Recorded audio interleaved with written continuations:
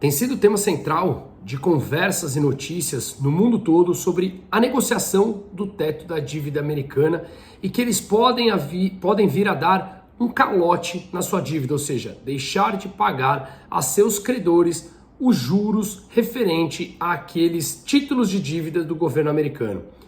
Será que isso mesmo vai acontecer? Quais seriam as implicações? Isso já aconteceu antes? Vamos passar um pouquinho isso e vou me aprofundar com alguns dados e gráficos aqui para amparar em números aquilo que a gente está falando. Basicamente, a expressão teto da dívida nada mais é do que uma restrição de quando o governo federal dos Estados Unidos pode tomar emprestado, ou melhor, quanto o governo dos Estados Unidos pode tomar emprestado. Tem uma restrição, esse número, ao atingir, ele não pode mais emitir dívidas para pagar as dívidas atuais ou fazer frente às suas despesas correntes. Portanto, ele pode sim ficar sem dinheiro para pagar, inclusive, pensionistas, salários de funcionários, de policiais, ou seja, manter a máquina pública funcionando, além de remunerar os títulos daqueles credores. Portanto, ele é bastante sério, uma vez que os títulos americanos são considerados de zero risco. É basicamente aquele que não se daria calote, ou seja, você empresta o dinheiro para o governo americano e você tem basicamente 100% de chance de receber de volta, tá? Então, o Congresso americano ela é a instância que aprova ou define o orçamento dos Estados Unidos. E o Tesouro, o governo central federal, ele é o órgão que executa o orçamento definido pelo Congresso, tá? Passando um pouquinho na história, em 1917 os Estados Unidos deu permissão ao Tesouro para emitir dívidas sem aprovação do Congresso. Depois, em 1941, foi a primeira elevação do teto da dívida. Então, os Estados Unidos têm uma dívida, no momento tem um teto dessa dívida, no momento que atinge esse teto, ou ele para a máquina pública porque não pode emitir novas dívidas, ou ele aumenta esse teto para poder gastar mais, e aí sim precisa da aprovação do Congresso. Então, em 1941 foi a primeira vez que eles aumentaram o teto da dívida em 65 bilhões de dólares, tá? Lembrando, falamos da década de 40, traduzido a valores atuais, são valores bastante expressivos também, tá? Depois, ao longo do século XX, foram 90 vezes em que os Estados Unidos aumentaram o teto da sua dívida. Então, é um país que, com recorrência, chega no seu endividamento máximo e aí precisa da aprovação do Congresso, ou seja, dos republicanos e dos democratas, um acordo bipartidário para poder aumentar esse teto e gastar mais. Em 1995, o então presidente Bill Clinton ele não autorizou cortes de gastos que foram pleiteados pelos republicanos para aumentar o teto da dívida. E aí a máquina pública parou por alguns dias. Logo depois eles chegaram num acordo, não chegaram a dar calote nos seus títulos públicos, mas deixou de pagar o salário e as despesas correntes da máquina da máquina pública americana, que parou por alguns dias. E logo depois eles chegaram num acordo e esse acordo passou por alguns cortes de gastos pequenos e altas de impostos, tá? Chegando mais próximo na história, em 2011, o então presidente Barack Obama, ele também teve uma discussão complicada com os republicanos no Congresso, e aí os Estados Unidos também não puderam emitir dívida para rolar as dívidas que estavam vencendo, ou seja, se tem dívida vencendo agora, emite uma nova dívida, com o dinheiro captado você paga as dívidas atuais e alonga o vencimento das suas dívidas. Obama em 2011 também entrou numa briga de frente com os republicanos e por alguns dias eles não puderam pagar essas despesas, mas logo chegaram num acordo. Naquela época, o S&P, ou seja, o principal índice de bolsa dos Estados Unidos e do mundo, por assim dizer, que contempla as 500 maiores empresas, caiu 17% em poucos dias. Os títulos públicos americanos se desvalorizaram e, portanto, as taxas de juros subiram drasticamente, mas ele acabou se recuperando ao longo de 2011, tá? O CDS, que é Credit Default Swap, ou seja, é um seguro em que o mercado precifica qual é o risco daqueles títulos públicos deixarem de honrar os seus pagamentos de juros.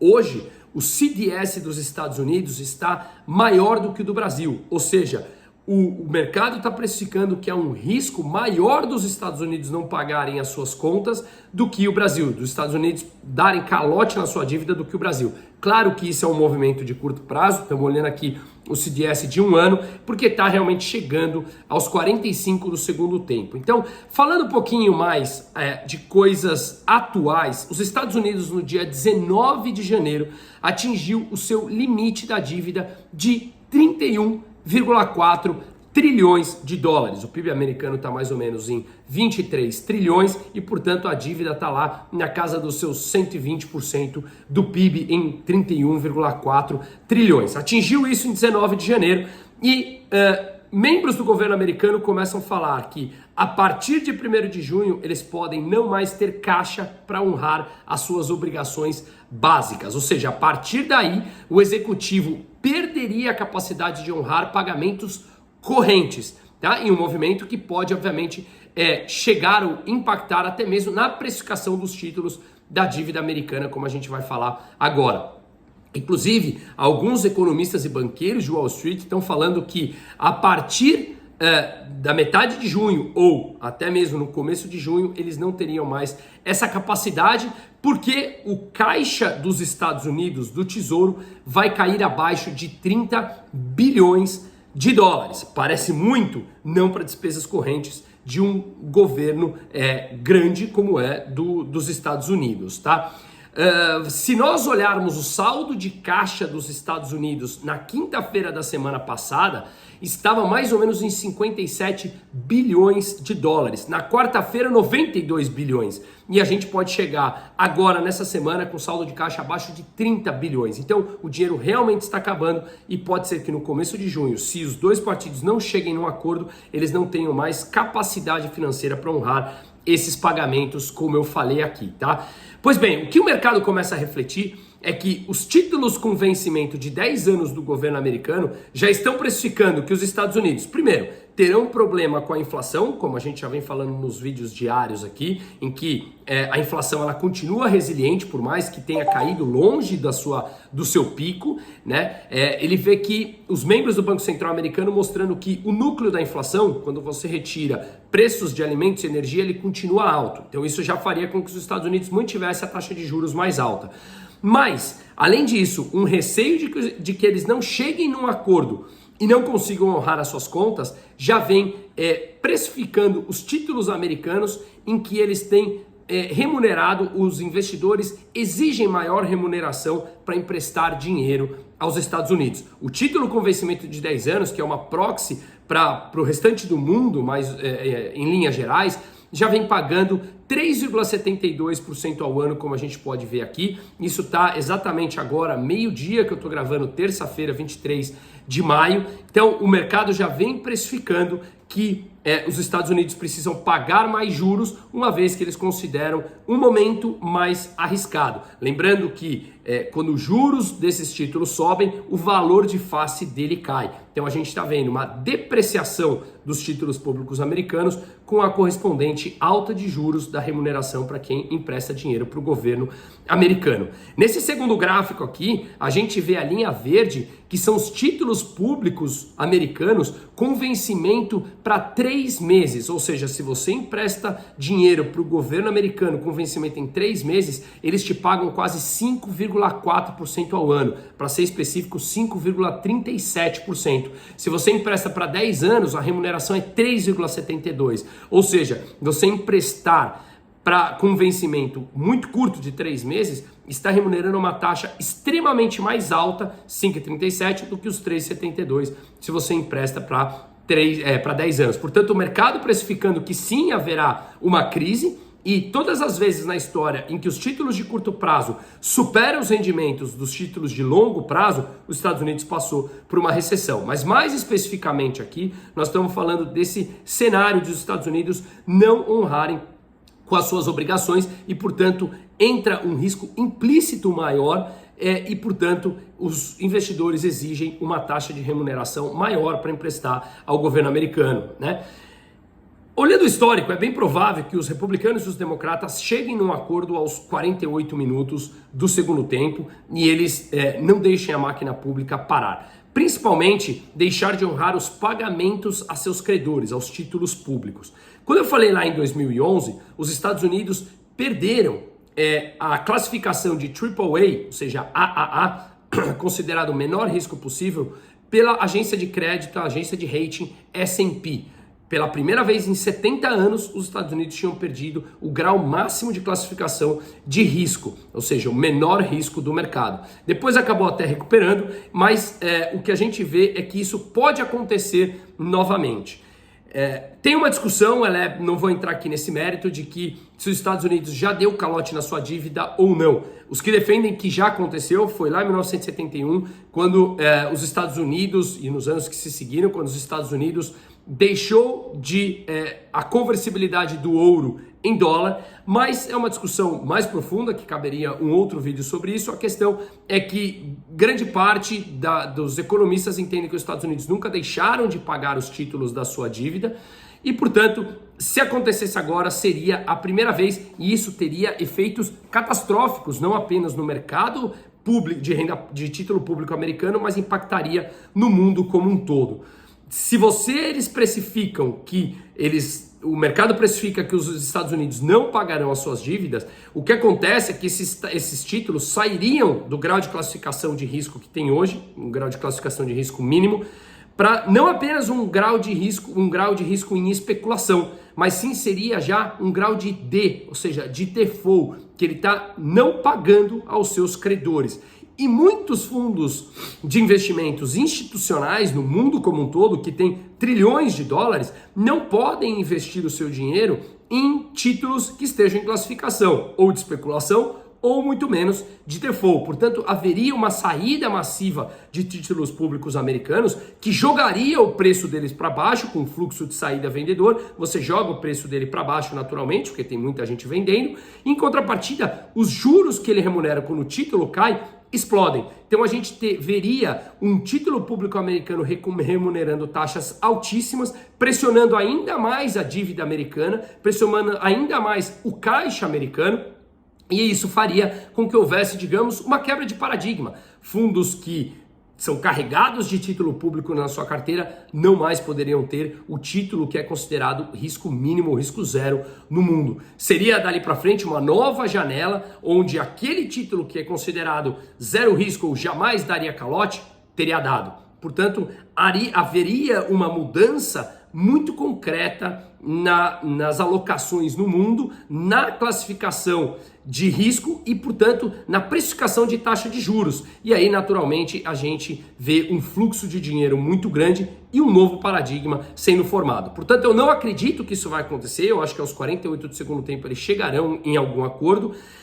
E tem o outro lado. Se eles também chegarem no acordo, que é o meu cenário base, eles poderão emitir mais dívida para rolar a dívida atual que está vencendo, pagar a dívida atual e rolar para um vencimento mais longo.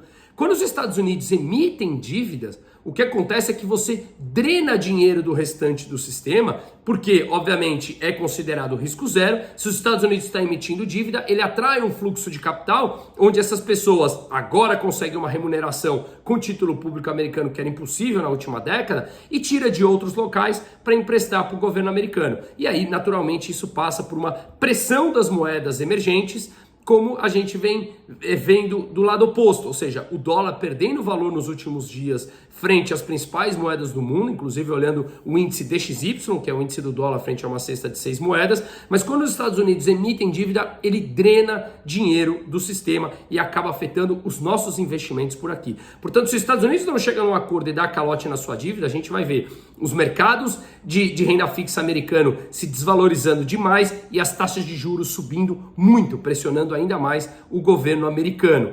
E em contrapartida, se ele emite a dívida, a gente provavelmente vê fluxo de capital indo em direção aos Estados Unidos para emprestar dinheiro aos americanos, que é considerado, como eu falo, título de risco zero. Então, de qualquer maneira, é bem provável que a gente veja uma mexida nos mercados, independente do resultado.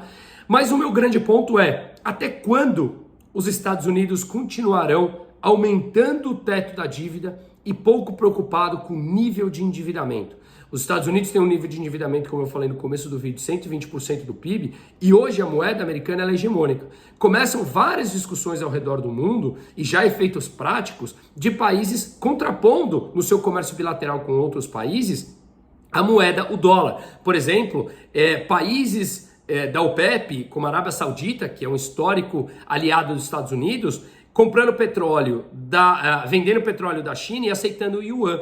Ou os BRICS, que tem agora um pedido de adesão de 19 países para ter uma moeda ali em comum para fazer o seu comércio, o comércio entre esses países. Então o dólar começa a ter uma discussão de que podem ter alternativas a ele. E para mim, isso eu já fiz um outro vídeo que demorará muito em acontecer por conta de confiança, controle de capitais que existem em outras moedas. Mas de qualquer maneira, é uma afronta ao dólar. Se isso realmente se concretiza ao longo das próximas décadas e o dólar passa ou perde um pouco da sua hegemonia, talvez um grau de endividamento tão grande frente ao PIB dos Estados Unidos, que hoje detém o monopólio de emissão de moeda aceita por todo mundo, isso pode colocar o americano num grau mais complicado, um endividamento maior, onde a sua moeda não seria mais tão necessária para o mundo, portanto não teria uma demanda tão grande como tem hoje para liquidar o comércio internacional. Como eu falei, não acho que isso vai acontecer no curto prazo, mas é algo a ficar de olho. Os Estados Unidos precisam começar a olhar, assim como todos os outros países, que um grau de endividamento mais cedo ou mais tarde cobra, e sim, preços na economia real.